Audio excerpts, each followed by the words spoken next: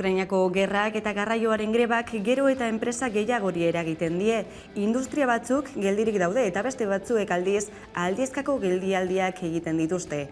Okerrena da epe laburrean ez dela irtenbiderik ikusten eta baliteke enpresa gehiagok geldialdi orokorrak egin behar izatea.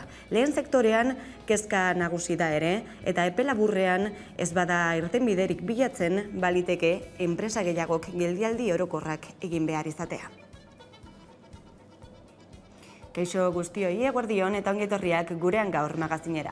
Egunero legez, Deustuko estudioetatik ari gara, zuzenean, eta hemendik eta ordu biterdiak bitartean Euskal Herrian zein munduan gertatutakoak azaltzen saiatuko gara, informazioa, analizia, iritzia eta entretenimenduaren bitartez. Martxoak 23 ditu gaur, asteazkena da, eta esan bezala, ekonomia gaiak dira foku nagusia gaurkoan, izan ere, Eusko Jaurlaritzak kalkulatu du, Ukrainako gerraren ondotik, 2 puntu kenduko dizkiola aurreikuspen hazkundeari aiara de urreta.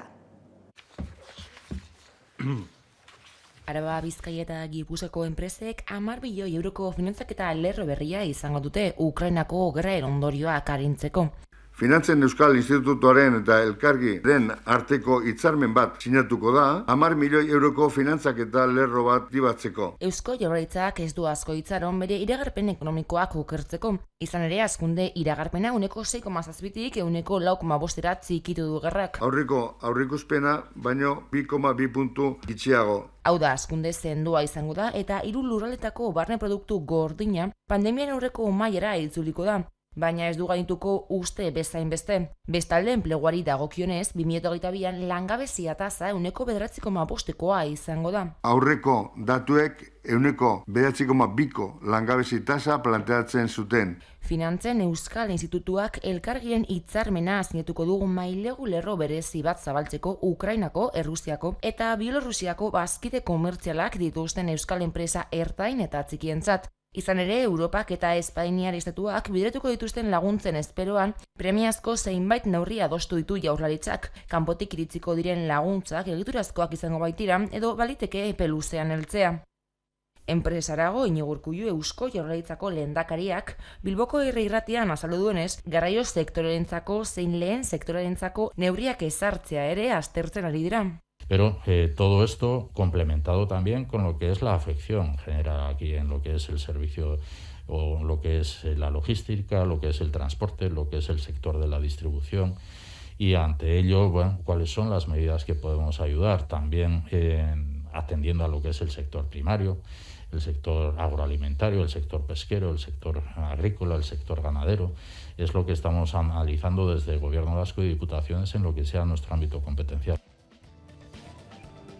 Ordu batetik aurrera elkarrizketatuko dugu hemen Hamaika Telebistan Bingen Zupiria, Eusko Jaurlaritzako bozeramalea eta besteak beste ekonomia gaiei buruz galdetuko diogu jakina. Esan bezala, ordu batetik aurrera izango da hori eta testuinguru ekonomiko guzti honetan, lehen ondorioa energiaren garestitzea izan da eta ondorioz energia asko gastatzen duten sektoreak eta enpresak bete-betean eragin die. Garraiolarien kasua da hori. Euskal Herriko garraiolarien greba edatzen ari da eta patronal handiek ez dute bat egin, baina egunez egun gehiago dira lanustea babesten duten enpresa txikiak eta garraiolari autonomoak. Espainiako gobernuak 500 milioi euroren laguntzak hitzeman ditu eta autonomoek zalantza dute diru hori garraiolari txikiengana iritsiko ote den.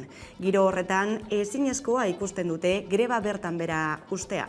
Gaur protestaldiko 10. eguna dute. Eta beste garraio mota bati buruz hitz egin behar dugu gaurkoan ere, abiadura handiko trena zein zuzen eta horretarako Gipuzkoara joango gara. Bertan baitugu Udane Arbeo lankidea. Udane, eskion zaude, HTaren obren inguru horretan hain justu, kanpaina bat abiatu dute, abiadura handiko trenaren alternatiba gisa. Zertan datza? Bai, alaxe da zuk esan bezala, Arabako eta Nafarrako trenaren aldeko plataformek Burgosekoekin batera kanpaina bat abierazu dute HTaren proiektuaren aurrean alternatiba lantzeko helburuarekin. Nafarroa trenaren alde, Araba tren sozialaren alde eta Burgoseko Miranda por el tren eta Bureba Eskultura mugimenduek osatzen osatzen dute trenaren aldeko alternatiba. Nabarmendu dutenez, proposamen sendo bat egin nahi dute azpiegiturak hobetuko dituena eta oraingo ibilbideak dituen gune korapilatsuak kenduko dituena. Horretarako crowdfunding kanpaina bat abiarazi dute, datozen 2 hilabetetan martxan egongo dena eta helburutza dute 12.000 euro lortzea. Xedea trenbidetako ingeniariek egindako azterketa batek bermatuko duen alternatiba garatzea da eta adostasun handiagoa bilduko duena. Lurraldearen kohesioa ziurtatuz eta bertako biztanleen beharretara egokituz beti ere ingurumenari ahalik eta kalte gutxien eraginez. Burgos, Araba eta Nafarroako trenaren aldeko plataformek gaurko egunarekin abian jarri dugun crowdfunding kanpainaren berri eman nahi dizuegu. Kanpaina honen helburua gaur egun atzerendako tren korridore esklusiboa den proiektuaren aurrean benetako azterlan alternatiba bat lantzea da. Eta udan, Frantziar estatuan egiten ari diren, aurrera eramaten ari diren HTA ere gurean albiste izan ere Euskal Herrira iristea dute helburutzat, bin proiektuaren dirustatze hori gauzatuta, zeintzuk dira xehetasunak? Bai, justu iragan astean izenpetu zuten Okzitaniako Tolosan abiadura handiko trenaren edota zehatzago esan da hego-mendebaldeko egitasmo handiaren finantziazio plana. Bordele Tolosa Akize trenbide berriaren finantzaketa protokoloan 25 erakunde publikok hartuko dute parte eta gutxi gorabehera 14.000 milioi euroko kostua izango duela aurreikusten dute. Testuinguru honetan tren linea berriaren aurka den KADE erakundeak errekurtsoa jarriko du Girondako departamentuarekin. Batera eta datorren hilerako manifestazioa deituko dute. Emmanuel Macronen gobernuak Bordeletik Okzitaniako Tolosara eta Akizera tren azkar berria eramate aurre ikusten duen hego-mendebaldeko egitasmo handiare proiektua iaz berriro martxan jarri ondoren, urtearen amaieran hainbat kolektibitate ezberdinetan abiadura handiko trenaren proiektuaren diruztatzeko bozketak egin zituzten. Akitania berriko presidenteak Alain Rosetek ez zuen espaldi amestutako proiektua aireratzeko aukerari galdu. Finantzak eta espedientaren eztabaida eta bozketa instituzionalaren prozedura urte amaitu baino lehen finkatu ondoren proiektua babes ofiziale jaso du. Okzitaniako prefektuak txalotu du proiektuak kudatuko duen sozietatea sortzaz gain Frantziak Akitania berriko eta Okzitaniako eskualdeek eta 25 kolektibitatek proiektua aberasteko plana onartu dutela. GPSO egitasmoak Bordeletik Okzitaniako Tolosara eta handik Espainiar mugara zabaltza bilatuko lukeela nabarmendu du Estatu Frantsesak Okzitanian duen ordezkariak aipaturiko agirian. Horiala bi helburu zehaztu ditu. Epe ertainean Bordele Tolosa Akize ardatzan abiadura handiko sareko gaitasunak hobetzea. Eta bigarren fase horren helburua epe luzera trenbide berria mendebaldeko kostatik Akizera eta Espainiara eramata litzateke. Euskal Herriari dagokionez garrantzia badu proiektuaren koordinatzaileak aipagai izan duen bigarren xedea, naiz eta batere zehatza ez izan. Eta azpiegiturak alde batera utzita, Nafarro aldera ere begira jarriko gara, izan ere Kaparrosoko makrogranjen jabeak auzitegira eraman ditu ekologistak, ustezko irainak egotzita, udan ezer gehiago dakigu? Bai, alaxe da Euskal Herriko makroetxalde handien ari gara Valle de Odieta kooperatiba Nafarraren makrogranjaz. Orotara 8.000 behi esne behi ekoizten azten dituzte bertan, eta hildo horretan hainbat mugimendu ekologistek hainbat protesta egin dituzte azken aldian, inguruko lurrak eta urak kutsatzen ari direla salatuz. Eta orain enpresako jabeak Nafarroko Foru Erkidegoan mugimendu horiekin zerikusia duten 14 kolektibo eta 15 pertsona auzitegietara eraman ditu ustezko irainak egotzita. Horien artean dira besteak beste ekologistak martxan, sustrai erakuntzak Greenpeace edota mugari gabe. Euskal Herriko etxalde handiena Nafarroan Kaparroson dago. Hautsak arrotu ditu azken urtean izan ere guztira 8.000 esne behi daude eta talde ekologistek hainbatetan salatu dute inguruko lurra eta ura kutsatzen ari dela. Valle de Odieta kooperatiba Nafarraren makrogranjaz ari gara. Hainbat mugimendu ekologistek enpresa honen kontrako protestak egin dituzte azken aldian, eta orain enpresako jabeak Nafarroako Foru Erkidegoan mugimendu horiekin zerikusia duten 14 kolektibo eta 15 pertsona eraman ditu auzitegietara. Ustezko irainak egotzita. Horien artean dira ekologistak martxan sustrai erakuntzak Greenpeace eta Mugarik Gabe besteak beste. Horren aurrean Greenpeace erakunde ekologistak esan du gainerako mozal eskaeretan bezala, enpresaren asmoa talde ekologista horiek beldurtze besterik ez dela. Ingurumen osasuntsua eta uraren kalitate ona eskatzeko duten eskubidea erabiltzari utz diezaioten. Aipatzeko bestalde Valle de Odieta kooperatibak martxoaren 30an adiskidetzeko ekitaldi batera deitu dituela talde ekologista horiek. Sustrai erakuntza taldearen esanetan, enpresak uste du kolektiboek ustez bere izen onari kalte egin diezaioken informazio zabaldu dutela. Nafarroako Parlamentuan 2021ko irailaren 10ean entregatu eta prentsaurrekoan aurkeztu zuten txosten bati erreferentzia eginez. Testuinguru honetan makrogranja salatu dituen talde ekologista eta kolektiboek elkarretaratza deitu dute datorren hilaren 26erako. Iruñeko Foruen monumentuaren aurrean eguerdiko 12etan. Valle de Odieta enpresaren jabeak protesta sozialak isilarazteko egindako mozal eskaeren erabilera salatzeko. Baskarrik asko Udane Arbeo. Bai, mila esker. Eta nazioartera begira jarri behar gara, izan ere gaurkoan 28 egun betetzen dira Ukrainako inbasioa hasi zenetik, eta bada biharkoan ostegunean G7ak, NATOk eta Europako Kontseiluak goi bilera bana egingo dute Bruselan, eta bertan guztietan izango da Volodymyr Zelensky, Ukrainako presidentea ere. NATOk ostegun honetan Bruselan egingo duen ezoizko bileran Ukrainako herriaren eta bertako azpiegitura zibilen aurkako gerrako krimenak gelditzeko eskatuko du Zelenskik. Bien bitartean, Ukrainiak adierazi du 3 igarobide humanitario zabalduko dituela eta zibilak Mariupoletik Zaporitzara eramango dituela. Inbasioa hasi zenetik, hilabete betetzear denean, hauesek dira iheslarien datuak. 10 milioi pertsona desplazatu dira, horietako 3 milioi terdi Ukrainatik kanpora ihes egin dute. Errefuxiatu gisa bada Berlingo tren geltokia da Ukrainar errefuxiatuen harrera gune handietako bat. Horixe bilakatu da Ukrainarren inbasioaren ondotik, eta egoera zelakoa den kontatuko digu zuzenean Ane Irazabal kazetariak, bat egingo dugu berarekin. Eguerdion, Ane? Kaixo, eguerdion. Esan dugu, ez da milaka eta milaka errefuxiatu heltzen ari direla Berlingo tren geltoki horretara egunero, baina beste arrisku gehigarri batekin topatzen direla bertan, eta horixe da trafikoa, pertsonen trafikoa, batez ere emakumeen kasuan. Nolakoa da egoera? Bueno, gerra gehienetan gertatzen den bezala, azkenean emakumeak bilakatzen dira gatazka guztien biktima bikoitzak, ez?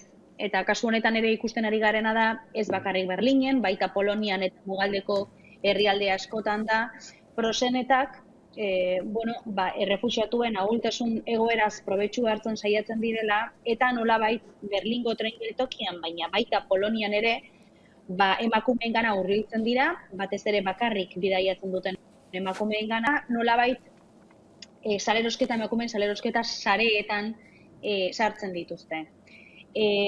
Berlinen egin dutena izan da horrelako segurtasun protokolo bat martxan jarri, ikusi dutelako emakume asko oso beldurtuta iristen zirela, ez zutela voluntariok ematen zizkieten adibidez urbotegietatik edan nahi, narkotizatuko zituzten beldur, eta orduan kartelak banatzen hasi dira, eta ematen hasi dira emakumei esaten mesedez inori ez emateko haien pasaportea, mugikorra betik eskuan eukitzeko, eta ez joateko voluntarioen zerrendetan erregistratuta ez deuden herritarren etxeetara, eta dirua inoiz ere ez jasotzeko, ez?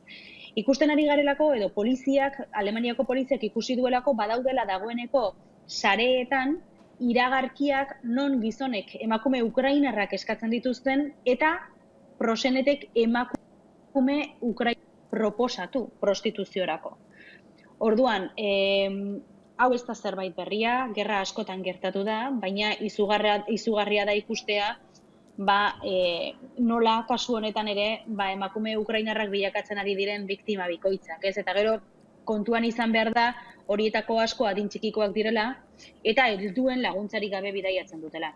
Beraz, neurri batzuk hartzen ari dira dagoeneko, egoeraren aurrean. Nola irudikatu dezakegu Berlingo tren geltoki hori? Esan dugu milaka eta milaka refusiatu heltzen ari direla egunero, esan duzu baita ere voluntario sare bat dagoela. Nolakoa da joan etorria, nolakoa da egunerokotasuna bertan? Bueno, kontuan izan behar dugu Berlingera 10.000 eta 15.000 refusiatu artean iristen direla egunero, 6 tren daudelako zuzenean Poloniatik.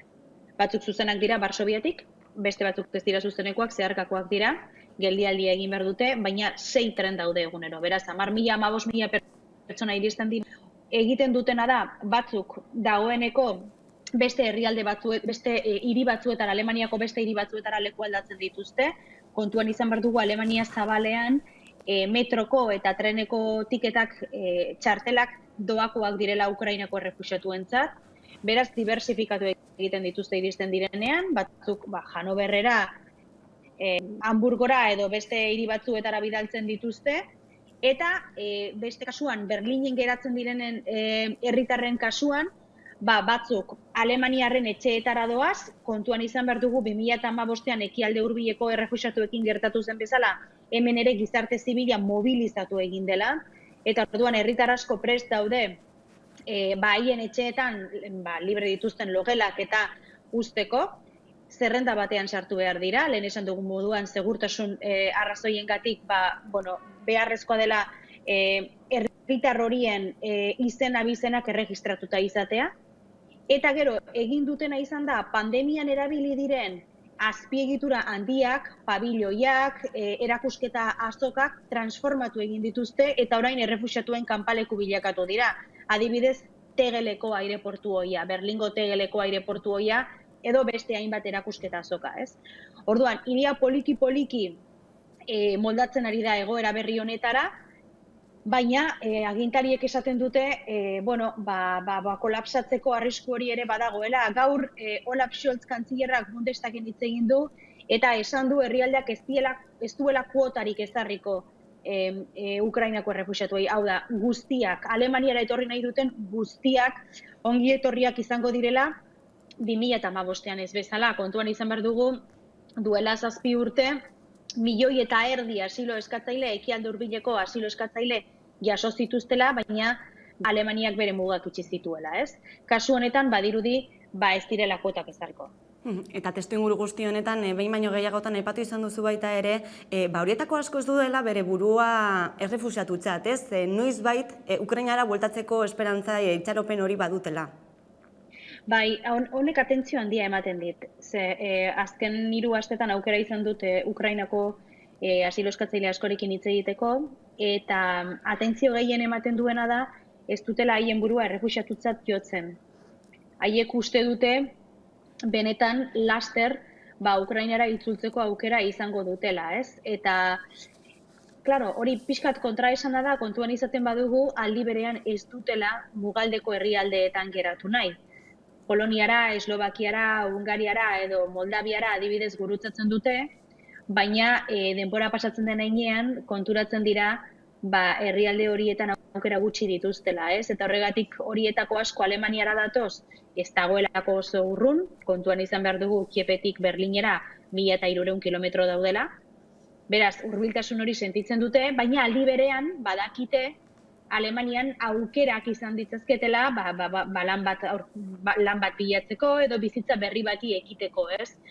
Orduan, nik esango nuke errefuxiatuak kontraesan antzeko batean bizi direla, ez dutelako ohartu nahi, agian onartu nahi honek luze jo dezakeela, eta agian alternatiba bila hasi behar direla. Eta Ukrainara bertara bueltatuta, ez? Badakigu Ukraina Europa mailan badela, haurdunaldi subrogatua legezkoa duen herri bakanetako bat. Bikote batzuk ikusi ditugu ara joaten, haurren bila, baina zenolakoa da egoera emakume hauena eta aurrena ere, antze bertan gerraren testu inguruan? Aurrak horrelako egitura berezietan daude, zaintza berezietan, badaude erizainak eta medikuak haien kargu hartzen ari direnak, baina limbo juridiko batean daude, ez? Haien haurdunaldia aurrera eraman duten emakumeek, erditu ostean ez daukate inolako ardura juridikorik testu inguru horretan, eta gainera nolabait askatu egiten dituzte, hau da, esaten diete zuek dagoeneko ez daukazu zer esanik guzti honetan, eta orduan oso zaila da jakitea haurdunaldi horiek aurrera eraman dituzten emakumeek nun amaitu duten edo non dauden. Aldiz, umeak azpiegitura bunkerretan edo ospitaletako aterpetxeetan daude, eta esan bezala limbo juridiko batean, ez? Ikusten, nolabait Europako bikoteak, noiz iritsiko diren zain, baina Ukrainara sartzea ezinezkoa da une honetan. Beraz, hemen ikusten ari gara nolabait haurdunaldi subrogatuak dauzkan kontraesan edo argi guztiak, justu gerrak eztanda egin duelako, hau ere gertatu da adopzioekin, ez? Adopzio asko bertan bera geratu dira eta ume asko esperoan geratu dira. Baina subrogazioaren kasuan, haurdunaldi subrogatuaren kasuan, egia da, esan asko ikusten ze, emakume horiek, hau da, haurdunaldi aurrera eraman duten emakume horien buruzko informaziorik ez dago. Ane Irazabal, mila esker gaurkoan gurekin izatagatik eta errealitate gordin honi buruz hitz egiteagatik. Gero arte. Eta nazioartearekin jarraituko dugu, izan ere Korsikan, Iban Kolonaren heriotzaren ondoren, Alessandri eta Ferrandi presoak beranduenez apirilaren erdiralderako hurbilduko dituzte Korsikara. Izan ere, Iban Kolonaren kontrako erasoaren ondoren sorturiko testuinguruak erabakiak hartzera behartu zuen Frantziako gobernua eta egoera baretze aldera, Jean Castex, Frantziako lehen ministroak, bereziki zainduriko presoen estatusa kendu zien bi preso horiei. Hilaren 11 izan zen hori, eta estatus hori gabe, Alessandrik eta Ferrandik, Korsikara hurbiltzeko eskaria onartu dute. Gainera, biek ala biek 2017tik eskatu aldute baldintzapeko askatasuna, orain arte ezezkoa jaso izan dute bereziki zainduriko estatusa izan dutelako, hortaz ikusteko dago zer gertatuko den apiriletik aurrera, Korsikako mugimendu nazionalistak horiek askatzea ere eskatu izan duelako. Eta sahararrak kalera irten dira, Donostia, Bilbon eta Gasteizen Sánchezen jarrera arbuiatzeko. Gogorarazi dute Mendebaldeko Sahara deskolonizazio zain dagoen lurralde ez autonomoa dela, eta azpimarratu dute Espainiar estatua dela lurraldeko potentzia administratzailea, eta ezin duela bere erantzukizuna bertan bera utzi.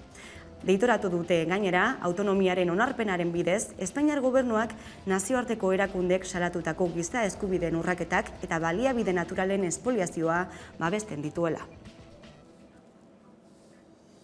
Hain zuzen, Saharako gazte aktiboko bikide izan genituen atzokoan hemen 11 telebistan gakoak saioan, entzungo ditugu euren zalaketak, horiesak dira Ibar Milara eta Irati Lizarralde urren ez urren.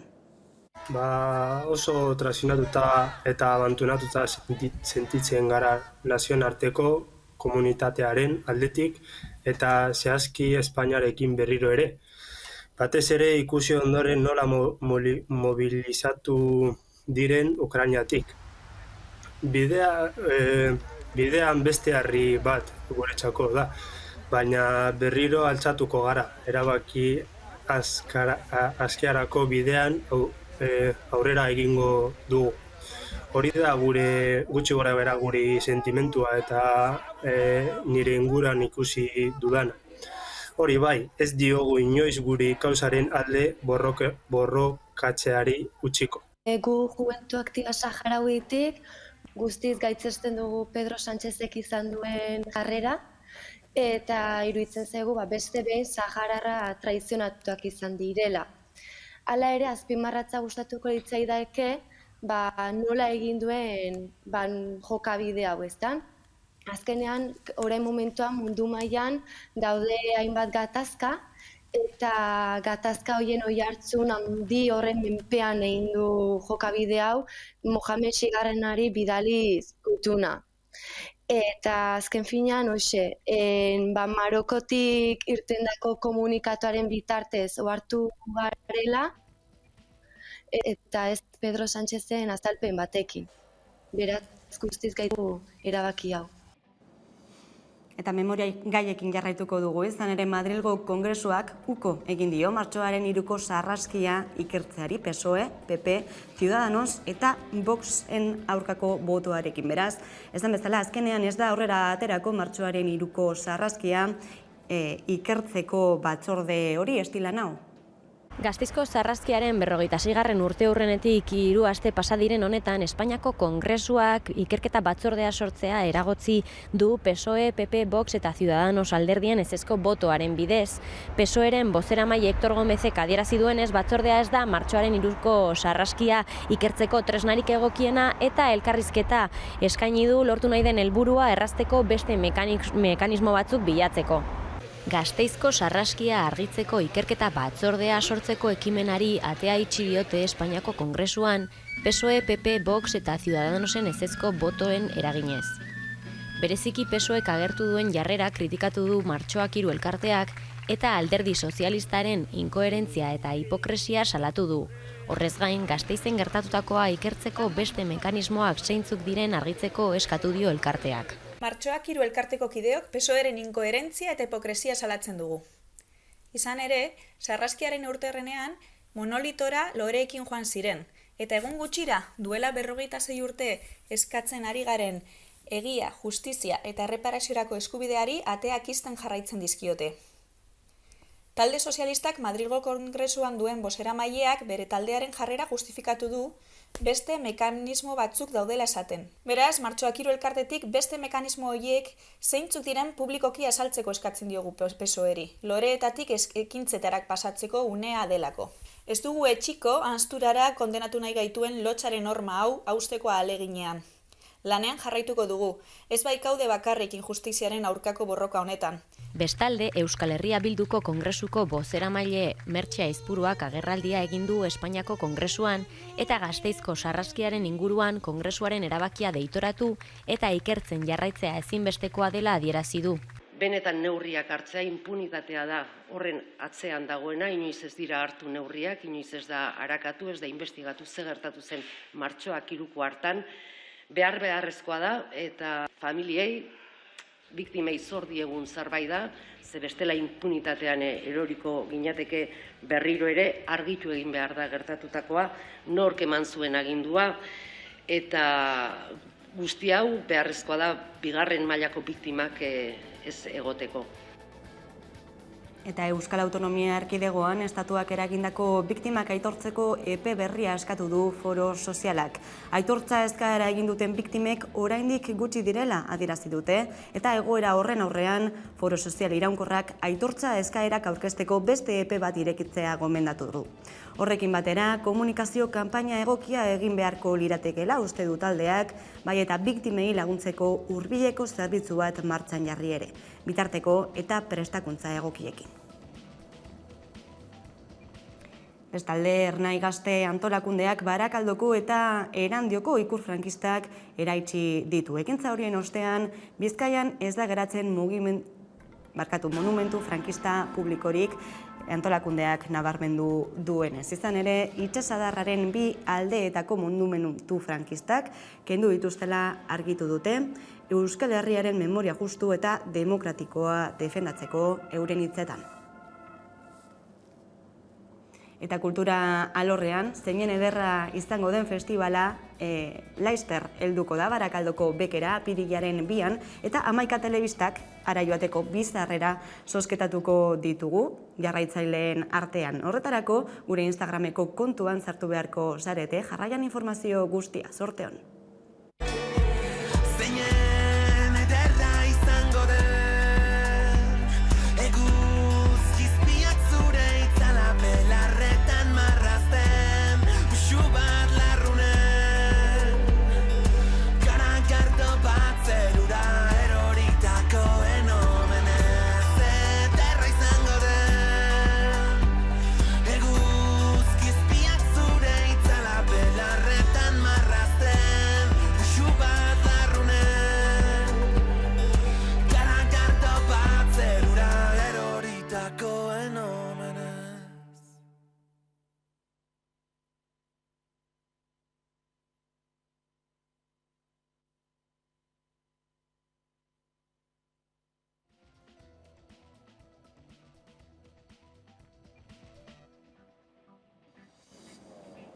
Eta gaur asteazkena badakizue hitzordua duzuela hemen Hamaika Telebistan Aferegoi saioarekin gaurkoan Etxauri eta Etzarri udalerriak bizitatuko ditugu, Jasmin Manriren eskutik beti bezala aurrerapen batekin utziko zaituztegu eta jarraian eguneko elkarrizketa nagusiari ekingo diogu. Gaurkoan gurekin izango dugu Bingen Zupiria Eusko Jaurlaritzako bozeramailea. Orain arte. Kaixo Jasmin, gaurkoan Etxauribarrera goaz. Etxauribar Nafarroa garaiko erdialdean dagoen ibarra da. Iruñerrian kokaturik dagoena. 8 udalerrik osatzen dute, eta hiriburua Etxauri da.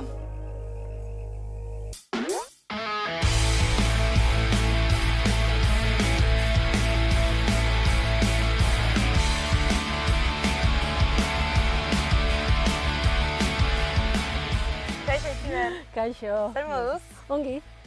Hemen nun gaude? Hemen bodega otasun gaude. Bai. Bodega familiarra da.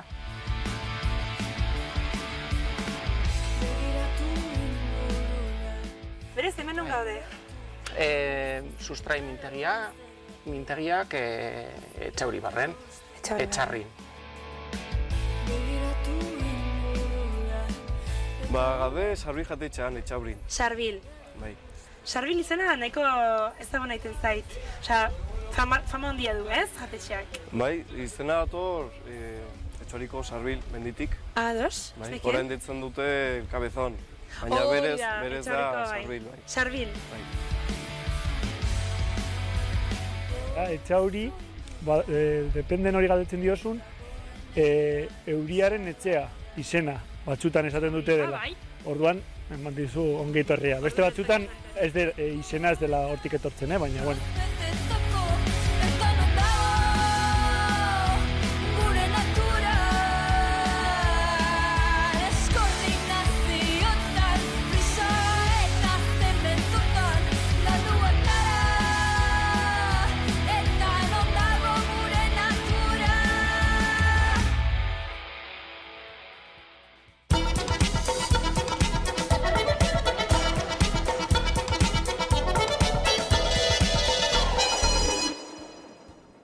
Eta egunero legez, elkarrizketari tartea irekiko diogu, eta horretarako gaurkoan gurekin dugu Bingen Zupiria Eusko Jaurlaritzako bozeramailea. Eguerdion eta ongi etorria Hamaika Telebistana. Eguerdion, eskerrik asko. Ekonomia hitz egiten hasi behar gara, hala beharrez izan ere, Ukrainako gerraren ondorioak gurera iritsi direlako, eta Eusko Jaurlaritzak ekonomiaren inguruan egindako aurreikuspenak pixka bat jaitsi dira, horren aurrean ere, langabezia tasan ere aldaketak daude. Krisi batean murgiltzen ari garela esango zenuke? Nik uste dute inok ez dakila oso ongi zein den datozen hilabete eta urteetan izango dugun egoera. Bai dakiguna da zer gertatu den orain arte. Ekonomiak erresago ikusten du gertatutakoa gertatuko dena baino. Eta badakiguena da 2020an pandemiari lotutako itxialdiaren eraginez gure aberastasuna sortzeko gure gaitasuna asko jaitsi zala. Igaz, 2021an gure ekonomiak pauso bat egin zuen gora, baina ez zuen berreskuratu, 19ko maila, eta urten uste gendun 6% edo igoko zala eta iritsiko ginala 2019ko mailara. Eta zentzu horretan egin genituen Jaurlaritza bezala aurrekontuak, baina, Errusiak Ukraina okupatu ondoren gertatzen ari den egoera ekonomiko honek eraman du ogasun saila horren berrikuspen bat egitera. Atzoz, Azpiazu sailburuak esan zuen bezala, ez gara gure ekonomia ez da 6% igoko, 4% igo daiteke, eta berak garrantzia handia ematen zion igokuntza horri, ez da. Oso garrantzitsua delako. Orain dela 2 urte ez ginean 4% azten, gure ekonomia zen 4% azten urtero. Orduan berak esate zuen naiz eta prebizioak jaitsi, egongo den ez erokortzen ez bada, edo gehiago okertzen ez bada, egongo den igoera edo hazkundea handia izango dela. Orduan, gero zer gertatuko den ez dakigu. Inok ez zuen espero orain dela hilabete hasi zana Ukrainian eta ikusiko dugu. Dena den, testuinguru honetan petrolioaren, gasaren eta elektrizitatean prezioek goraka egin dute, eta horren ondorio zenbat sektore kaltetuta daude, kalteak dituzte, industrian, lehen sektorean, esaterako, zein irtenbide ikusten diozue egoera honi? Bueno, gertatzen ari zaizkigun gauza batzuk zerrikusia dute Ukrainiakoa hasi aurreko egoerarekin. Lehen gai asko behar besteko neurrian ez ziren iristen honen aurretik ere, batez ere 2020an pandemiaren ondorioz egon ziren itxialdi askoren ondorio bezala, ezta? Orain, gaia egoera larritu eginda, Errusiak Ukraina hartu ondoren, eta ikusi egin beharko da datozen hilabeteetan zer gertatzen den eta zenbat luzatzen den hau, ez? Egoera honek adierazi diguna da nolako ahuldadea daukagun edo nolako ahuleria daukagun energiaren ikuspegitik. Ez daukagu gaitasunik petroleorik ez daukagu gaitasunik gas ateratzeko, ez daukagu gaitasunik bestelako argindarrak eta energiak sortzeko, eta horrek egoera komplikatu batean jartzen gaitu. Orduan, alde batetik neurri puntualak hartu beharko dira erakunde guztien artean une honetako estutasun honi erantzuna emateko, baina sakoneko arazoak dauzkagu eta horiek ez ditugu egon batetik bestera konponduko. Atzokoan bildu zen Espainiako gobernua enpresa elektrikoekin bilara egin zuten. Eusko Jaurlaritzatik zen neurri proposatzen duzue? Eusko Jaurlaritzatik egin dugun lehenengo gauza da Ukrainiako egoerari lotutako enpresei arreta bereziai hartzea. Badira euskal enpresa batzuk, Errusian ekoizpen zentroak dituztenak, edo Bielorrusian, edo Ukrainian, edo salerosketak dituztenak herrialde horietako enpresekin da. Horiek geratu dira zulo batean harrapatuta bezala. Orduan, horiek behar dute laguntza finanziero berezi bat egoerari eta egin behar dituzten diru kobro eta ordainketei aurre egiteko. Horrez gainera, egon litezke baita ere, egoera honen eraginez finantziazio premia duten enpresak eta Jaurlaritzak elkargiren bitartez eta banketxeekin lankidetzan bere finantza publikoen institutotik ere ahalegin bat egingo du finantziazio hori errazteko.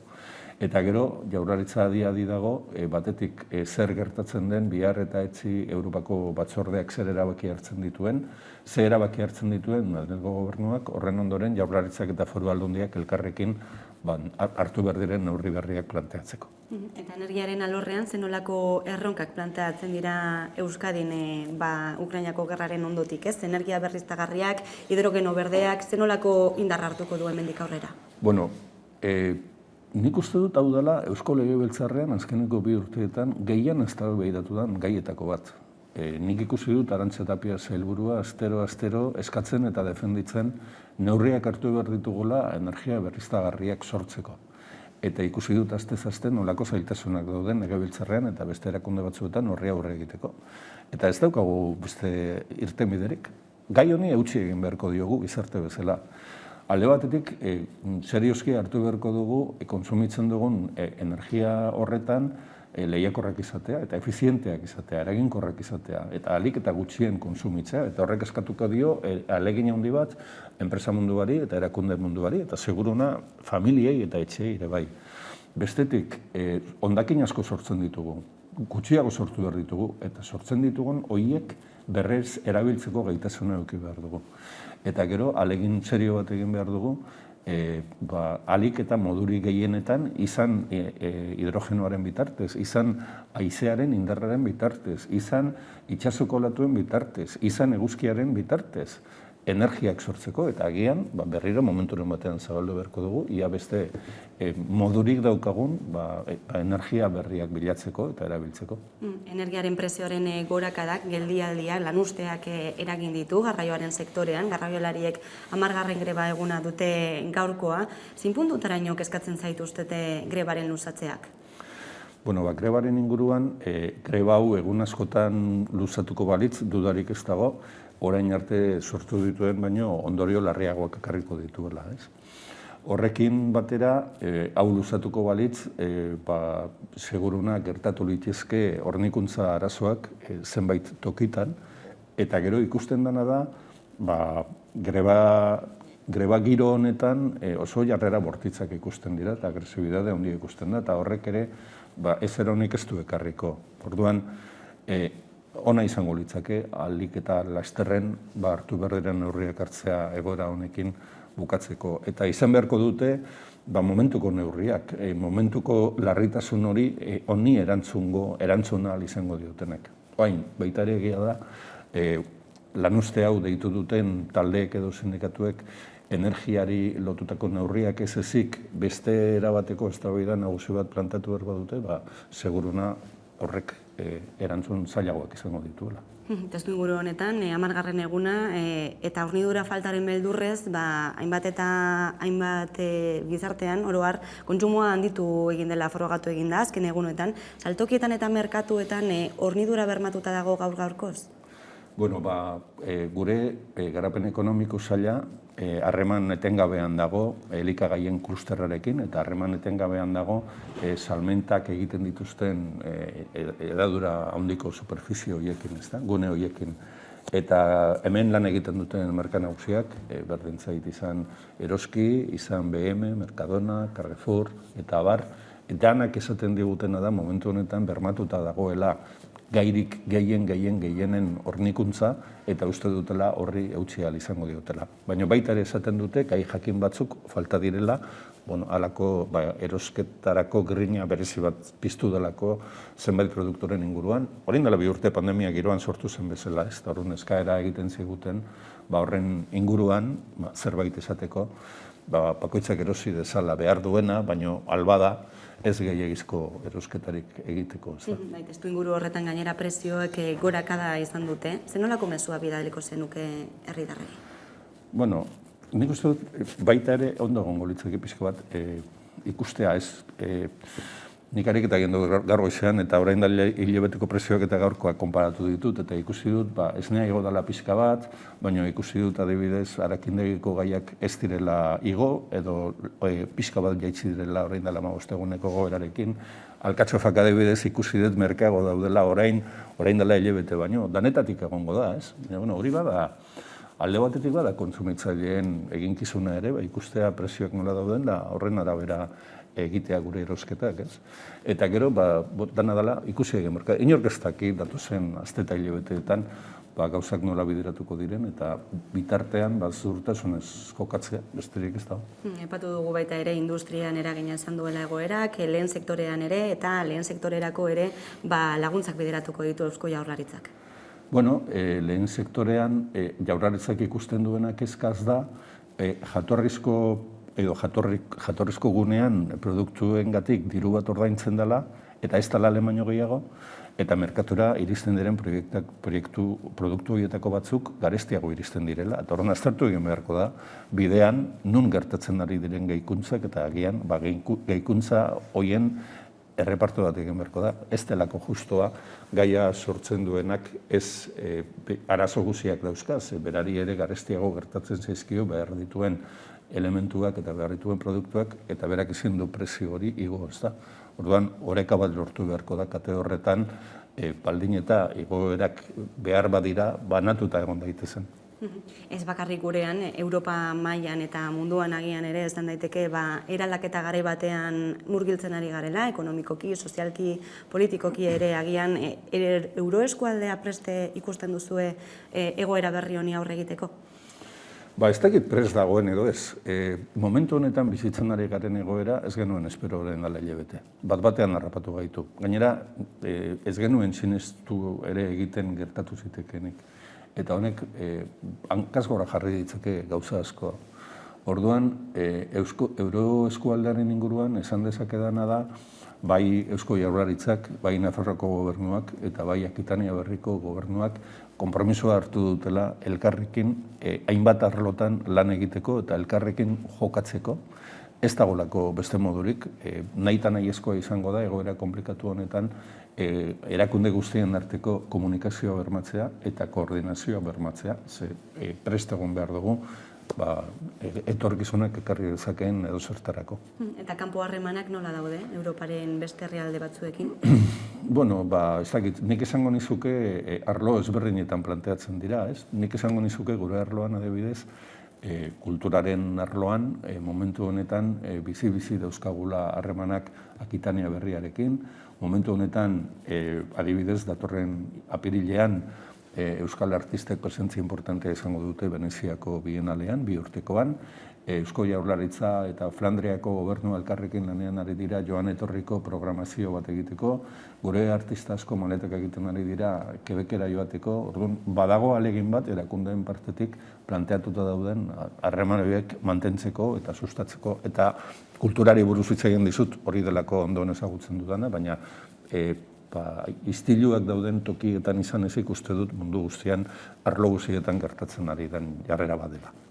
Ondorio ekonomiko ez aritu gara, baina lehen ondorio nagusia gizarte zibila da. Errefuxiatuak iristen ari dira, tantaka bada ere Euskadira ere, zenolako harrera egiten ari zarete?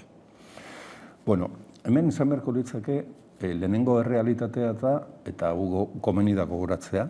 Azkeneko datuen arabera, Ukrainan 10 milioi persona dira beren etxeetatik mugitu behar izan dutenak. Datu izugarri bada. Bigarren datu izango litzake, 10 milioietatik 3/4 hartu dutela atzerrirako bidea eta Ukrainatik gehienak Europar Batasunako herrialdeetara etorri direla.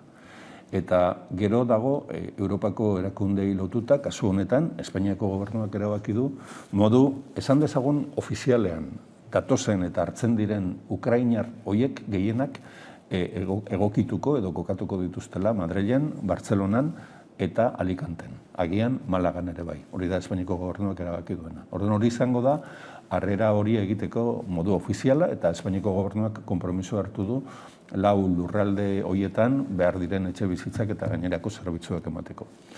Horretaz aparte, ikusten ari garena da, modu ez ofizialetatik hainbat ukrainar etortzen ari dela gurera, ez? Nik ez dakit atzoko bidatu erabiltzeagatik, badakit adibidez Markinako udalari toki eskatu zaiola persona batzuk hartzeko, ze Markinan badago moldaviar eta ukrainar komunitate bat, eta horiek ari dira beraien Ukrainako herritarrak jasotzen eta babesten, badakit adibidez zenbait eritetxetan eta osasun zentrotan gure osakidetzako osagileak ari direla bat batean presentatzen diren ukrainarrak hartatzen, ezta? Honekin esan nahi dudana da, badagoela modu ez ofizialean iristen ari den ukrainiar talde edo hainbat pertsonek osatutako etorrera bat, ezta? Orduan, alde batetik, guk ere modu ofizialean zenbait gune eta zentru prestatu ditugu persona horiek hartzeko, etengabeko lanean ari dira berdintasun sailetik toki horiek bilatzen eta eskatzen, adibidez, gure sailari dagokionez, Fadurako kirol zentroan, han badago alberge moduko bat, eta ura ere aztertzen ari dira, ia erabilgarri izan liteken, behar izan ezkero, ukrainar errefuxiatuak hartzeko.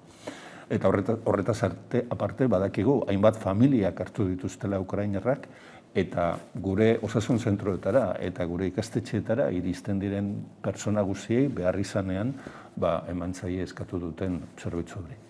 Gurera itzuliko gara, Eusko Legebiltzarrera, izan ere aurreko astean lortu zen, hezkuntza itunerako oinarrirako adostasun zabal bat. Zerka ahalbidetu du adostasun zabal hori? Bueno, nik esango nuke batez ere alderdi politikoen borondateak ahalbidetu duela. Zerbait adierazten baldin badu akordio horrek da, sinatu duten 4 alderdi politikoek alegin bat egin dutela, eta gaina politika ezagututa bere biziko alegina egin dutela akordio hori adosteko eta oinarri horiek akordatzeko, ezta? Eta zergatik, nik uste dut, danen baitan eta danen pentsamentuan dagoelako oso sustraituta hezkuntzak ze garrantzi daukan gure gizartearen etorkizunerako. Eta dago baita ere sustraituta ez dela edakunde baten edo partido politiko baten gauza jakin bat, baizik eta eragiten diola komunitate osoari, eragiten dio Jaurlaritzari bai, baina udalei ere eragiten die.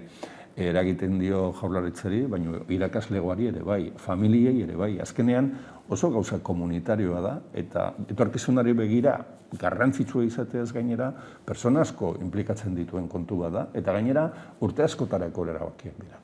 Eta badugu atzetik dakarkegun memoria bat ere, gauzak nola izan diran eta nola joan diran. Orduan, nik esango nuke, nik Jaurlaritza bezala garrantzi izugarria ematen diogu, Legebiltzarrean lortu den oinarrizko akordio horri eta uste dugu oso garrantzitsua izango dela denontzat. Eta eztabaida horietan zenolako tokia izan du euskararen gaiak?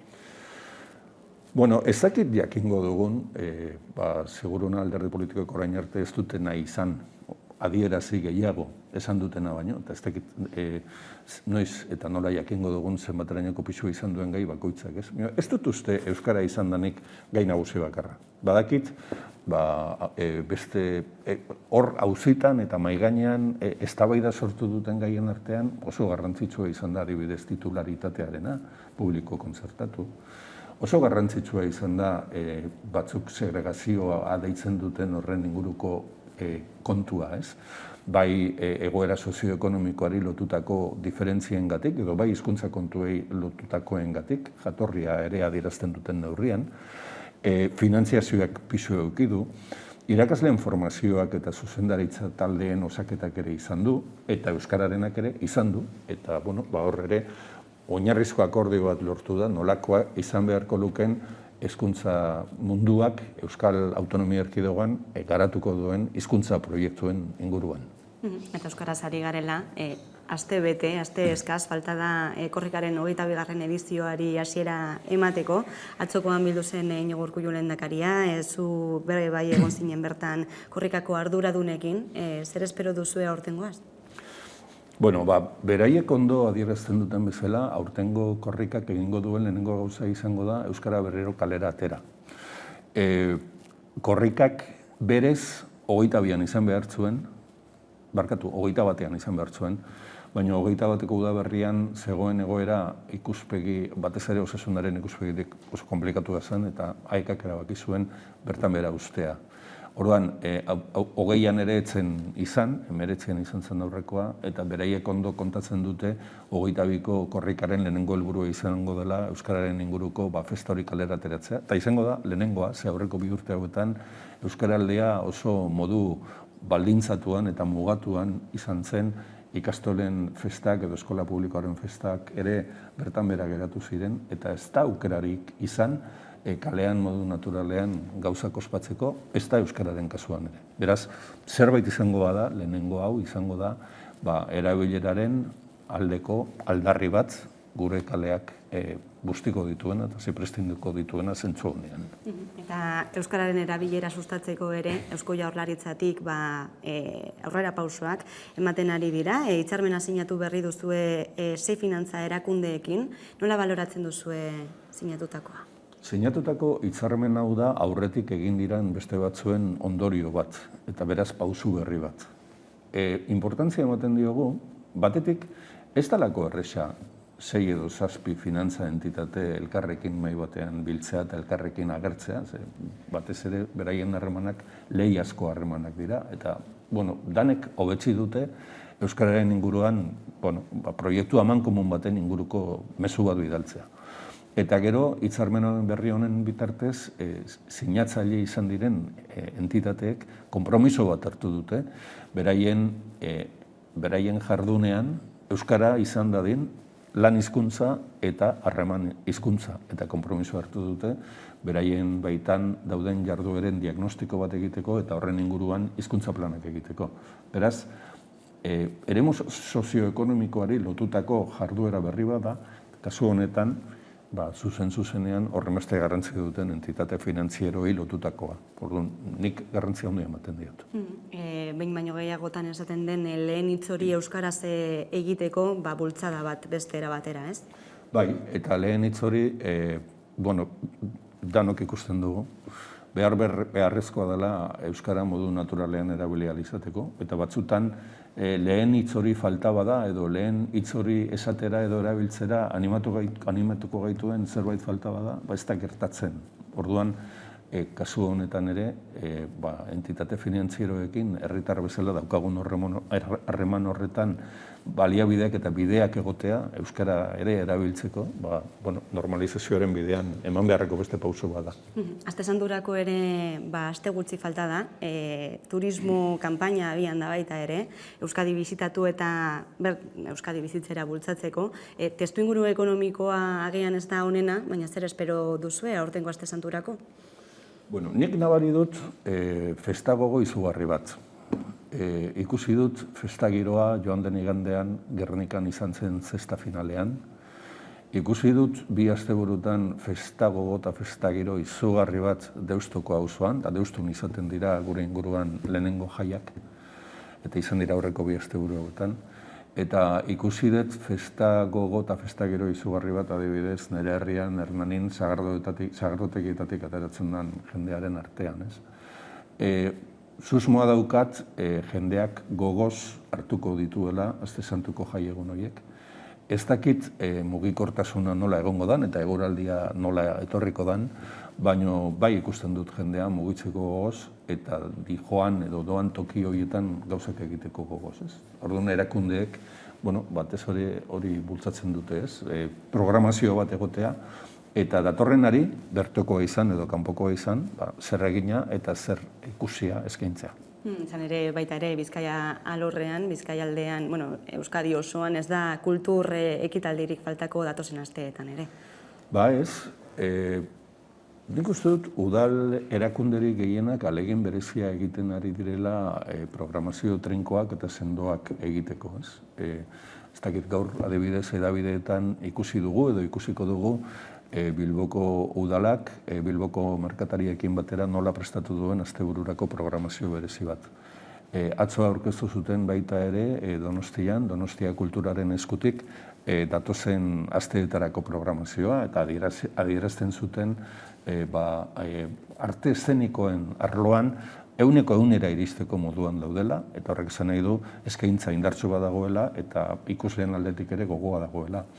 Ez dakit, aste hauetan ospatzen ari da, adibidez, Eibarren bertako antzerki jaialdia, 15. aldiz ospatzen dutena. Nik aste honetan eduki dut aukera saio batera joateko, eta ia beteta zegoen antzokia, ez da. Orduan, uste dut eskaintza handi badagoela, eta ikusleen eta entzuleen partetik ere gogoa. Eta hori, adibidez, baita ere ikusi dut, egun hauetan Bilbon egiten ari den loraldean, ez? Izan dira 2 ikuskizun, aretoak bete dituztenak, eta hori ere zerbaiten adierazgarri da.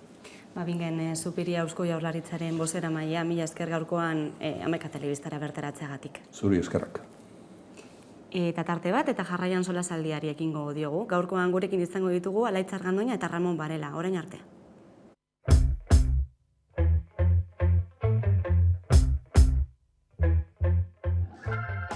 Iruñerriko Mintza Kuadriak gazteon hizkuntza ohituretan eragina izan nahi duen proiektu bat da.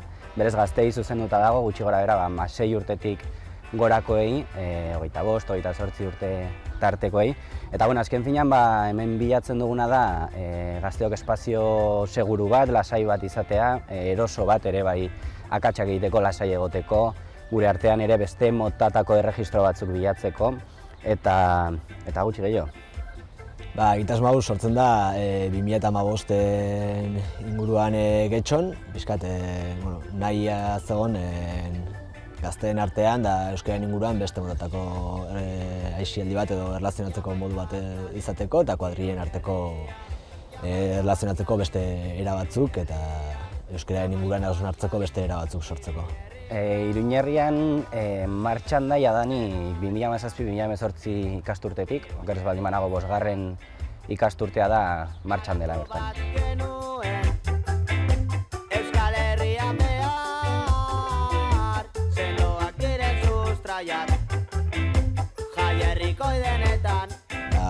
Proiektua berez zuzenduta dago 16 urteetatik aurrerako gazte euskaltzalei lagun artean euskeraz aritu nahi dutenak eta beste kuadrilla batzuk eta ezagutu nahi dituztenak eta beste motatako jarduera batzuk egin euskeraz eta euskararen inguruan. Hori pixkat talde bakoitzak erabakitzen du, batzutan izen ematen dute talde moduan eta beste batzutan banaka eta orduan hor saiatzen gara edo talde bat osatzen haien artean edo eta beste talde batzutan sartzen, baina gero pixkat haiek antolatzen dira haiek duten disponibilitateen arabera, eskatzen dena da astean behin elkartzeko euskaraz ordu bete hitz egiteko, baina haiek erabakitzen duten nola egin hori.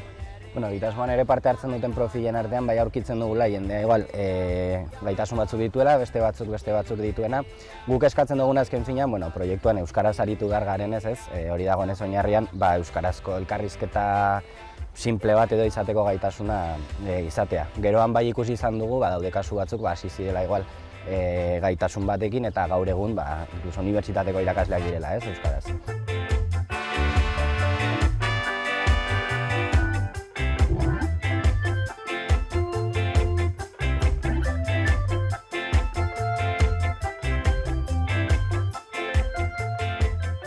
Biok egiten dugu hor koordinazio lana proiektuan, baina gero oraintxe bertan dira lauen dinamizatzaile, pixkat didena kontaktu zuzena dutenak taldeekin, pixkat animatzera jarduera osagarritan, eta ero batez ere taldeak sortzeko orduan egiten dutenak zubilan hori azaltzeko zer den pixkat proiektua eta jarraipen hori egiteko taldeekin. Proiektuak azkenean baditu bi motatako saio, asteroko kedada hori, talde bakoitzak egiten duna bere kabuz, eta gero zenbait saio osagarri gutxora bera hilabetean behinekoak izaten direnak, non elkartzen diren dauden talde ezberdinak, elkarrekin egiteko jarduera ezberdinak. Hor bai egon dela zailtasun bat, osasun egoerarekin pasaden urtean hauek aurrera eramateko, aurten ari gara hor berriz hauek ateratzeko saiakeran, eta jada egin dira zenbait aurten. Egin da escape room bat hor baztanen, eta zenbait saiakera eta zenbait jarduera gehiago.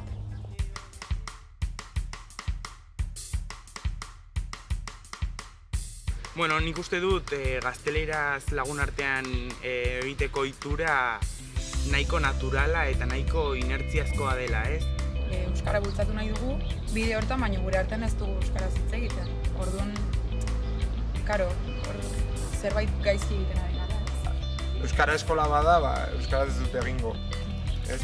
Guztiok dugula debate hori, 2 segunduko debatetxo hori, justu eskatu behar duzunean, ea hizkuntzetan bota.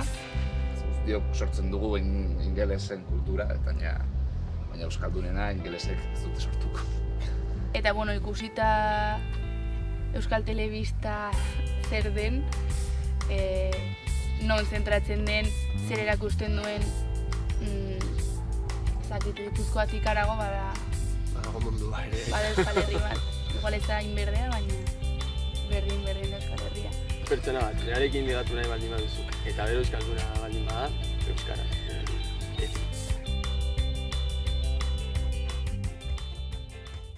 Azken finean 2020an sortu genituen bideo horiek bai izan ziren, geunden osasun egoerak baldintzatu eta pixkat izen emate kanpainara begira eta sortu genituenak, baina bai onartu behar dugu gero gauza oso interesgarriak agertu zirela bertan. Azken finean hausnarketa, espazio bat eman genien gazte batzuei hausnarketa batzuk egiteko, bakoitzak bere esparrutik, azken finean alde batetik musikari batzuk ditugu, beste batzuk hezkuntzaren inguruan aritzen direnak, beste batzuk gehiago parrandaren inguruan. Orduan azken finean hortik ateratzen diren hausnarketak, bideoak ikusi behar dira horretarako uste dut, eta hausnarketa hainbat badaude bertan, baina gogo bat baina baritzen dela, ez da baidarako gutxienez, gauza batzuk plazara ateratzeko eta horretan aritzeko. Bizkate kontaktuan jartzeko era eta apuntatzeko era sare sozialen bitartez izaten da. Dago bai Instagrameko profila, nola Facebookekoa, hor kontaktuan jartzeko. Eta hortaz gain ere, ekintza osagarritan adibidez, plazak betetzen ez direnean, bizkat izen emana duten gazteekin, bai egiten dugula saiakerari, bizkat irekitzeko ingurukoei, eta hola ere horren bitartez, ezagutzera emateko eta aukera izan daiteke, oraintxe bertan oso argi ikusten ez duen jendeak edo, bizkat ezagutzeko eta ikusteko zer den eta zer mugitzen dela hor. Jarrai bezala urte luzez eta Ni esker. Iruña herria, Jamaica Clash.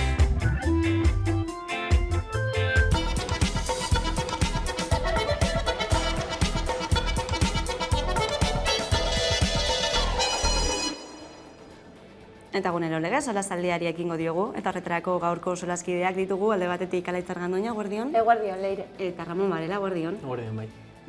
Martxoak 3ko zaharrazkiaren arira, ikerketa batzorde bat eratzea galarazi du Espainiako Kongresuak, eta horren gainean hitz egingo dugu gaurkoan, hain zuzen zenolako botoekin, PSOE-ren sozialisten botoekin, PP, Vox eta Ciudadanos aurka agertu dira, EH Bilduk egindako proposamenaren aurrean, beraz ikerketa batzorde hori bertan bera geldituko da, proposamena bertan bera gelditu da, eta Hector Gómez, PSOE-ko eledunak adierazi du, beste mekanismo batzuk pentsatu beharko direla, ikerketa batzordea ez dela horretarako egokiena. Entzungo dugu Hector Gómez, eta baita ere Martxoak 3ko elkartetik Nerea Martínez barkatu erantzun duena.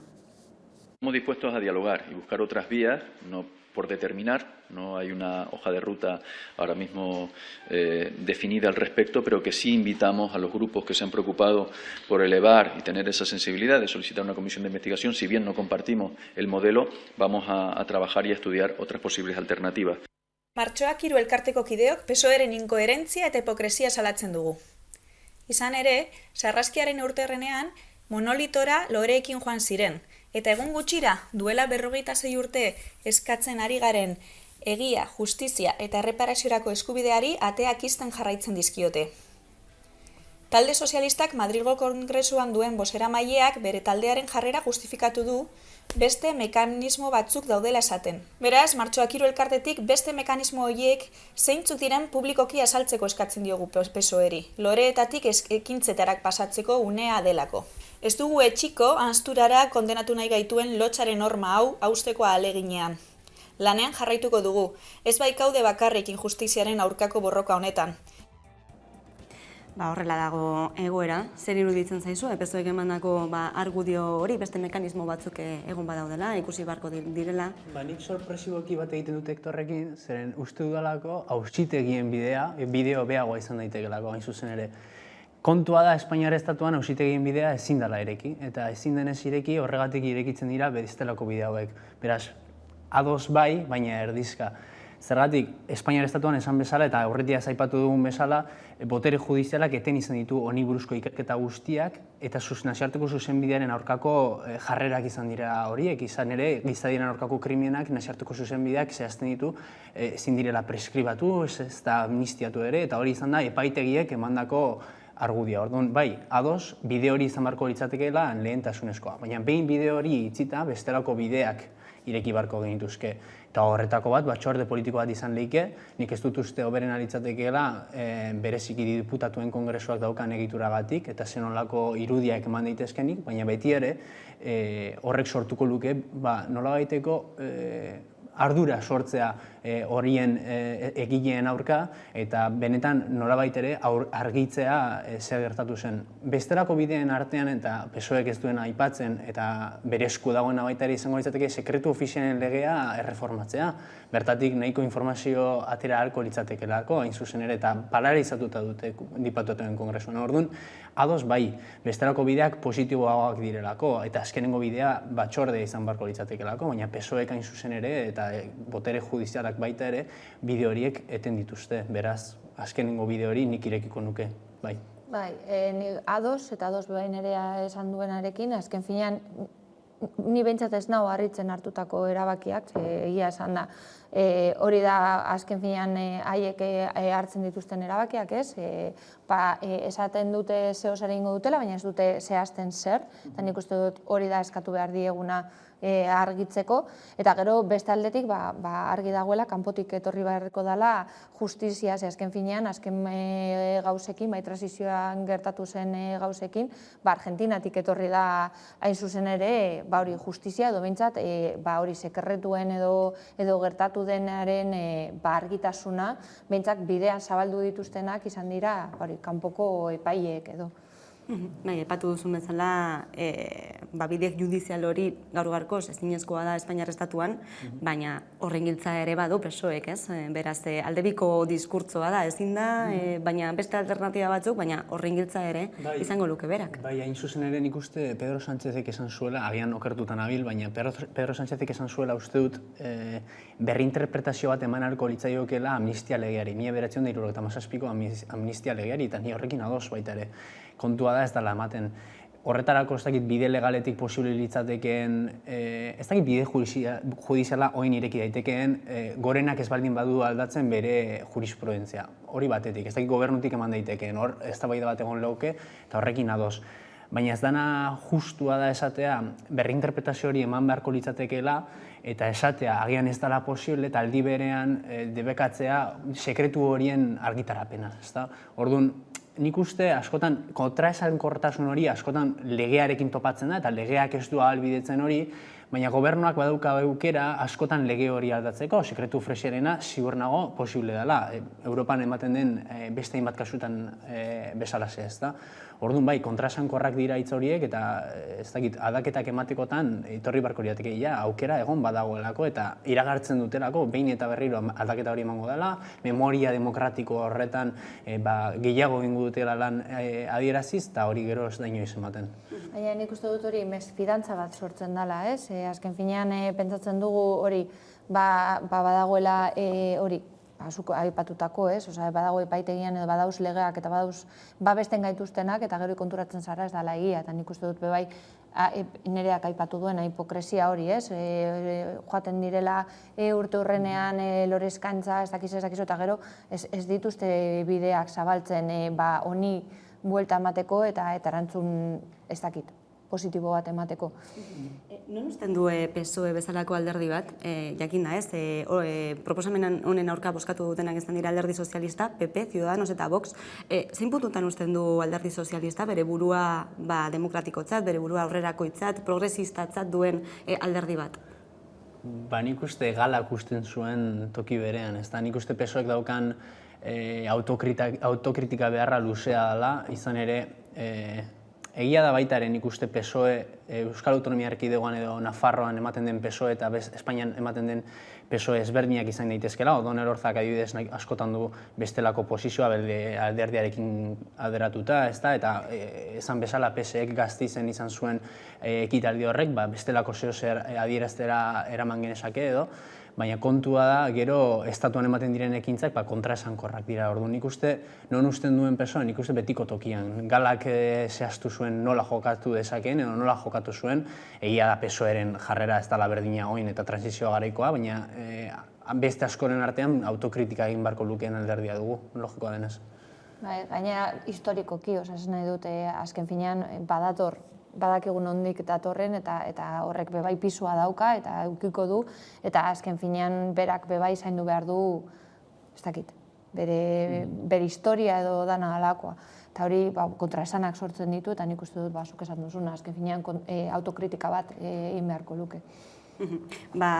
Pedro Sánchezi buruz hitz egiten jarraitu behar dugu, izan ere aste honetan berria albiste izan da, ez Sahararekiko hartu duen posizionamendu berri hori, Marokoren autonomia plenari babesa emanez, atzokoan hainbat mobilizazio izan ziren Euskal Herriko hainbat puntutan, gaurkoan ere hitzorduak dira, eta atzokoan hain zuzen gurean izan genituen, gakoak saioan, Saharako gazte aktiboak taldeko bikide, horietako bat da Hiba Meiar, eta bestea Irati, entzungo ditugu. Oso trazionatuta eta abandonatuta sentitzen gara nazioarteko komunitatearen aldetik eta zehazki Espainiarekin berriro ere. Batez ere ikusi ondoren nola mobilizatu diren Ukrainatik. Bidean beste harri bat guretzako da, baina berriro altxatuko gara, erabaki azkarako bidean aurrera egingo dugu. Hori da gutxi gora bera guri sentimentua eta nire inguran ikusi dudana. Hori bai, ez diogu inoiz guri kausaren alde borrokatzeari utziko. Gu Juventud Aktiba Saharauitik guztiz gaitzesten dugu Pedro Sánchezek izan duen jarrera eta iruditzen zaigu beste behin Saharara traizionatuak izan direla. Hala ere, azpimarratza gustatuko litzaidaeke nola egin duen jokabide hau, ezta? Azkenean, orain momentuan mundu mailan daude hainbat gatazka eta gatazka horien oihartzun handi horren menpean egin du jokabide hau Mohamed Sigarrenari bidaliz gutuna. Eta azken finean, Marokotik irtendako komunikatuaren bitartez ohartu garela, eta ez Pedro Sánchezen azalpen batekin. Beraz, guztiz gaitu erabakia.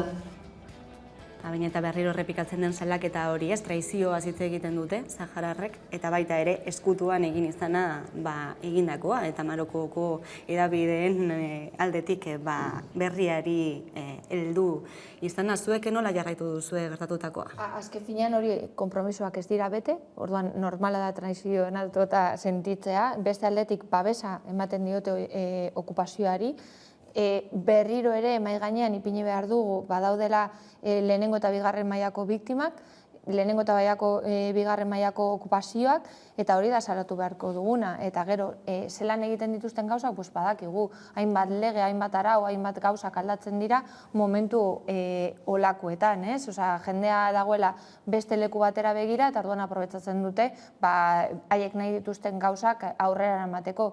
Nik uste dut bai eskatu beharko diogula edo, hori Pedro Sánchezi, zelan hartu den erabaki hau, noren babesarekin, eta zelan eta nolan, ez gara enteratu.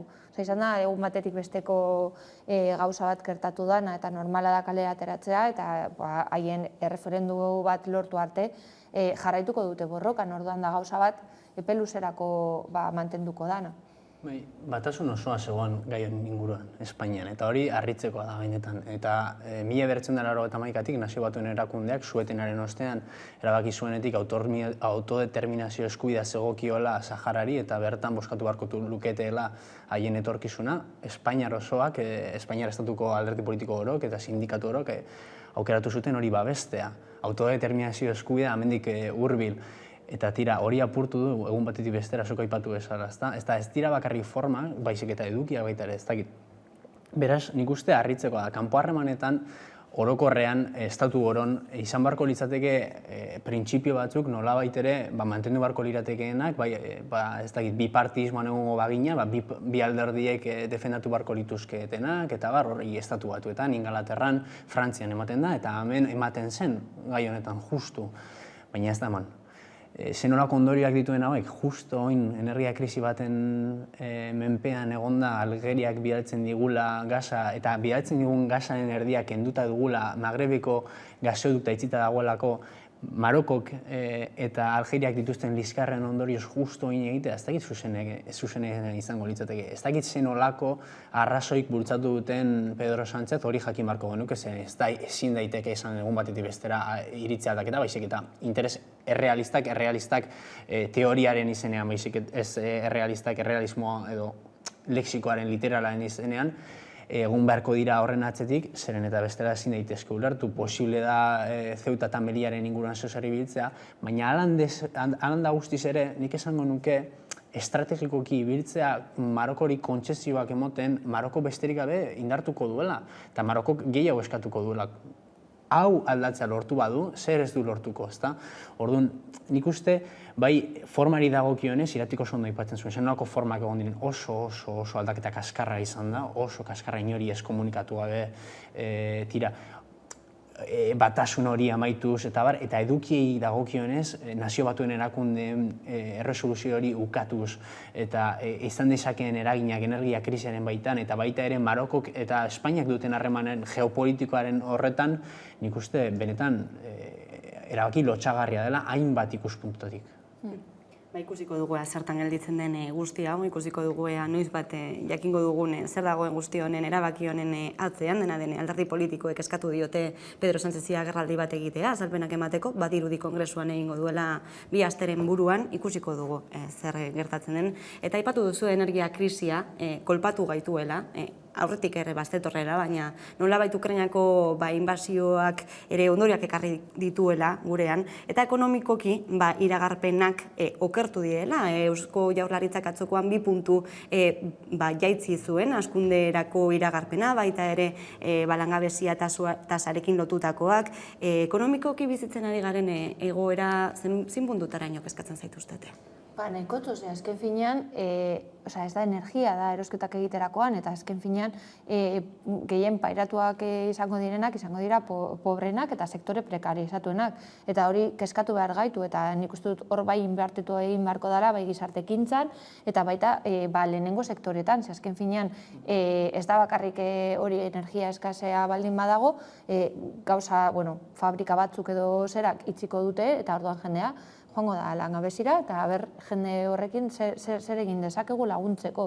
Nik uste dut hori da kezkatu behar gaituena, azken finean, pertsonak dira garrantzitsuenak, eta ez enpresak, eta ez olako energia enpresak eta dana alakoa. Dena den nik uste dut, hau, atzetik datorrela, hau beste itzaki bat da hori presioak igotzeko eta dana alakoa, ze gero, komentatu duguna, hainbat presio igotzen dira, gero gauzak obera joaten direla, eta presioak ez dira jitzi, ja mantenduko dute hor, hori esan dutenaren produktuaren, ez dugu presioa aldatuko gaizik eta kantitatea jitziko dugu, eta gero mantentzen da, eta presioa mantentzen da altua. Ze gertatu da eta gertatuko da, eta nik uste dut beti dira berdinak, etekinak ateratzen dituztenak golako garai batzuetan, ez? Eta beti berdinok pairatzen ditugunok. Espekulaziorako atea zabaldu da nolabait oraingoan ere? Bai, nik araitzekin eginiko analizerekin bat egiten dut izan ere hori gertatzen da. Askotan presioak igotzen direla eta norbaitek aipatzen du, baina ez dagoela inolako arazorik oliba olioarekin, eta zergatik igotzen du presioa oliba olioak. Justo garraiolarien greba dagoelarik, agian zerikusia izan dezake hori, baina hori dela bi aste hori gertatu zen, oliba olioaren presioa igo zela, baina ez zela hori gakoa. Nik gehitzeko bat egiten du guztiz, baina bestelako ikuspegi bat emateko politika alorretik, leirek zuk aipatzen zenuen, hemendik bi astera Sahararen inguruan izango dugula diputatuen kongresuan eztabaida. Berdina gertatzen da energiaren presioarekin atzeratzen dugu, eta gaur Enrique Julianak argitaratu du La Vanguardian artikulu bat, non esaten duen, edo zuk egiten duzu politika, edo zuri egingo dizute, zure politika. Eta nik uste hor, kalkulu estrategiko duen Sánchezek ez duela erabakirik onena hartu. Izan ere, ez bakarrik Sahararekin, baizik eta energia presioekin, isilune luzeagoak izaten ari garelako. Eta nik uste, urduritasun nabaria daukagula, eta ikusita bereziki zenolako egoeratik gatozen pandemia garaitik, eta hau da hirugarren krisia, ez da? Ukrainiako gerra, garraiolarien greba, barkatu gerra eta grebaren artean nengoen hor liauta, eta pandemia garaia, ez da? Orduan nik uste gizarteak eskatuta dagoela eta erantzunak dituela. Eta pandemia garaian gain informazio hori geneukala eta egunero ikusten genituela hor prentsaurrekoak ematen, oin ez dugu ikusten. Eta orduan nik uste gehitu behar diogula osasun mentalean dugun kaltea, aurretiaz daukagun kaltea, eta horregik gainera gure gobernadoreek ez ditugutela inolako pistarik emoten Saharan inguruan, energia presioaren inguruan, ja hori jorratuko dugu, hemendik ez dakit zenbat egunera. Eta jendeak erantzunak nahi ditu gaur, nahiz eta agian aldaketak, nahiz eta gaur emon, agian hemendik hilabete batera ez nabaritu, baina jendeak lasaitasuna behar du, ezta? Eta askotan, nik uste erabaki hori txarra izaten ari dela berezik Espainiako gobernuaren partetik. Ziurgabetasuna nolabait edatzen ari dela. Pandemiatik ziurgabetasuna itzela zen, batez ere etorkizunera begira, orain ere ez dakigu zer gertatuko den Ukrainako inbazio horrekin, presioak goraka doaz, zer gertatuko da lanarekin, lanak dutenekin, hainbat enpresa izten ari dira, edota kinkalarrian omen daude energiaren presioagatik edota beste hainbat esparrugatik, beraz, jendartean ere nabaritzen da horrelako antsietate orokortu bat. Nik uste dut gainera piztu egin dela apurtxo bet alarma, puntu hori, ez dakite komunikabideen paperagatik edo dana alakoa, baina jendea jutea supermerkatutara eta berriro gertatu zena hori komuniko paperarekin, berriro gertatzea olioarekin edo dana alakoa, zoratzeko modukoa da, eta bai, nik uste dut gure osasun mentala dago kolokan, guztiz, bino gaina esan dute gaixotasun mentalak areagotu egin direla, eta nik uste dut normala dela, ze bata ez bagara ateratzen, ja hurrengoan gaude, tsunamiak doaz bata bestearen atzean, eta zuk aipatutakoa, ez dago gardentasurik, ez dugu informazioa zehatzik, zer gertatuko den, zergaitik hartzen diten neurriak, batzutan agertzen dira esanez, lehen komentatu duguna, beste mekanismoak erabiliko ditugu, neurriak eipiniko ditugu, baina zeintzuk, eta zenolako eragina eukiko duten gure bizitza normalean, ez dakit zelan esan. Nik uste dute hori, igual eskatzera irten beharko gineteke kalera, eta horretarako nik uste dut aprobetsatzen bai pandemia garaia, bai Ukrainian gertatzen dana, bai Saharan gertatzen dana, bai leku guztietan gertatzen ari dana, hainbat murrizketak jasotzen ari gara, eta bai ez bakarrik murrizketa baizik eta olako gauzak zu komentatu duzuna, prezioaren igoerak, eta nik uste dut horretarako kalera irten behar garela, eta bai zapatu honetan, arratsaldeko 6etan dekogu manifestazio bat Arriagatik aterata tarifazoaren kontra dela eta hori energiaren prezioa murriztu behar delako eta instituzioek pausu batzuk eman beharko dituztelako, eta hurrengo zapatuan, 5:00 bihotz-sakratutik osasungintza publiko duina eta Urbinaren aldeko manifestazio bat deituko da. Nik uste dut, bada momentua berriro kalera ateratzeko eta eskatzeko bazuk esaten duzuna instituzioek babesa emasteko eta neurriak argitasunez emateko, eta ez berriro sartzeko olako kontrasanetan, mesfidantzan, ze horrekin ez goaz inora. Nola ikusten duzu dena den horren arira, gizartaren erantzuna? Beldurtuta gaudein handi batean, baina erantzunteko kapazak gara, immobilismoak jan gaitu, nola ikusten duzu egoera da, barela?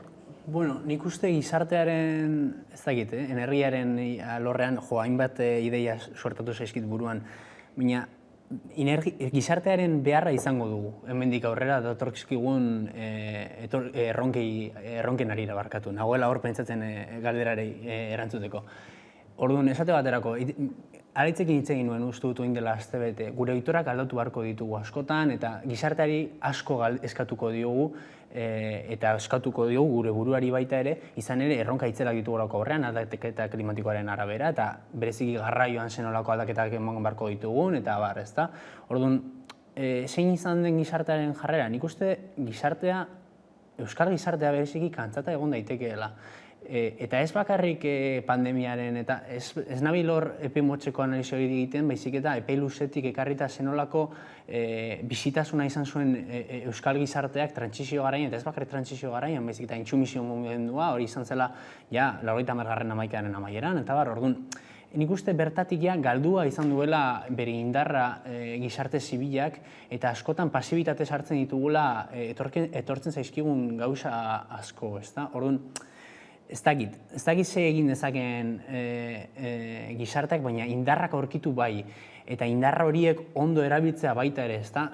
Benetan, datorskigun urteetan aldaketa sakonak izango direlako, eta aldaketa sakon horiek definitzeko gizartea behar dugulako, eta gizarteak horretan parte hartze izugarria izan behar duelako. Izan ere, pentsa zenolako partaideetza izaten ari dugun, hauteskundetan, zenolako abstentzio mailak. Orduan nik uste eraberritze hori eta indar berritze hori eman beharko litzatekeela bai.